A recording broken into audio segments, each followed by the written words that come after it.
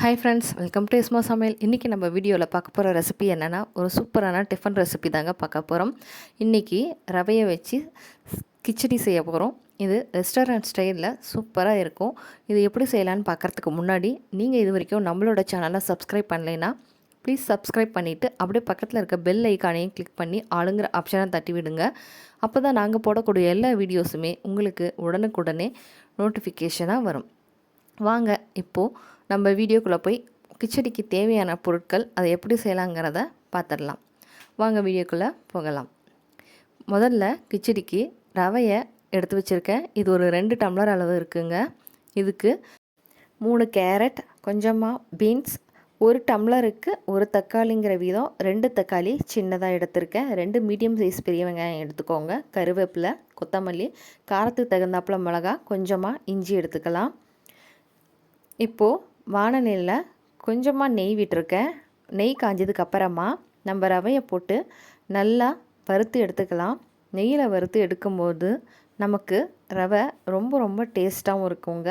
அதே மாதிரி ரொம்ப வாசமாகவும் இருக்கும். இது நல்லா வறுப்பட்ட உடனே நம்ம பிளேட்டில் மாற்றி ஆற விட்டுக்கலாம். பாருங்கள், இந்த அளவுக்கு நல்லா ஓரளவுக்கு தனித்தனியாக வறுப்பட்டு வந்துருச்சு. இப்போது இது ஒரு பிளேட்டில் ஆறட்டும். இது ஒரு பக்கம் இருக்கட்டும். அதுக்குள்ளே நம்ம காயை வணக்கிக்கலாம். இப்போ மறுபடியும் நம்ம கடாயில் எண்ணெய் ஊற்றிருக்கோம். எண்ணெய் காஞ்சதுக்கு அப்புறமா கடுகு, கடலைப்பருப்பு, உளுந்து சேர்த்துக்கோங்க. இது பொரிஞ்சதுக்கப்புறமா ஒரு 10 மட்டும் ஜீரகம் சேர்த்துக்கலாம். ஜீரகமும் நல்லா பொரிஞ்சதுக்கு அப்புறமா நம்ம கட் பண்ணி எடுத்து வச்ச வெங்காயம், பச்சை மிளகா, கருவேப்பிலை 3யும் சேர்த்துட்டு நல்லா வதக்கி விட்டுக்கோங்க. வெங்காயம் வதக்கும் போது அடுப்பை மீடியம் ஃப்ளேம்லேயே வச்சு வதக்குங்க. அப்போ தான் வெங்காயம் நமக்கு நல்லா வதங்கி வரும். இப்போது வெங்காயம் வதங்கிறதுக்காக கொஞ்சமாக தூளுப்பு சேர்த்துக்கலாம். உப்பு சேர்த்ததுக்கப்புறமா நமக்கு வெங்காயம் இன்னும் கூட கொஞ்சம் சீக்கிரமாக வதங்கி வரும். ஓரளவுக்கு வெங்காயம் நல்லா வதங்கி வந்ததுக்கப்புறமா நம்ம இது கூட அரைச்சி வச்ச இஞ்சி விழுதை சேர்த்துக்கலாம். இஞ்சி விழுது உங்களுக்கு வேண்டான்னா சேர்க்க வேணாம். எனக்கு எப்போவுமே உப்புமாக்கு இஞ்சி விழுது சேர்ப்பேங்க. அப்போ தான் அதுக்கு டேஸ்ட் இன்னும் சூப்பராக இருக்கும். இஞ்சி போட்டதுக்கப்புறமா நல்லா வதக்கி விடுங்க. இஞ்சியோட பச்சை வாசம் போகிற வரைக்கும் வதக்கி விட்டுக்கலாம். இப்போது இஞ்சியோட பச்சை வாசம் போனதுக்கு அப்புறமா நம்ம கட் பண்ணி வச்ச காயெல்லாம் இதில் சேர்த்துக்கலாம். நான் இன்றைக்கி கேரட், பீன்ஸ் மட்டும்தான் எடுத்திருக்கேன். இது கூட பட்டாணி கூட சேர்த்துக்கலாங்க. நல்லா வேக வச்சுட்டு அதையும் இது கூட செஞ்சுக்கலாம். இப்போது இது ஒரு பக்கம் நல்லா வதங்குற வரைக்கும் அடுப்பில் இருக்கட்டும்.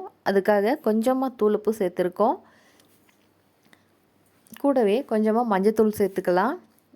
உப்பு மஞ்சத்தூள் ஓரளவுக்கு நம்ம எண்ணெயிலே வதக்கிட்டு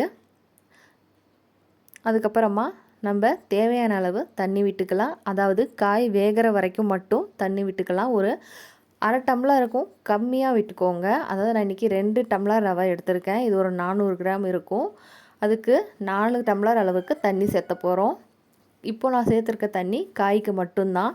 இப்போ இது கூடவே நம்ம கட் பண்ணி வச்ச தக்காளி துண்டுகளை சேர்த்துக்கலாம். நீங்கள் தக்காளி எந்த ஸ்டேஜில் சேர்த்துட்டு காயோடு வதக்கினாலும் சரி, இல்லை வெங்காயத்தோடவே போட்டுட்டு நல்லா வதக்கி எடுத்துகிட்ட காய் சேர்த்தனாலும் சரி.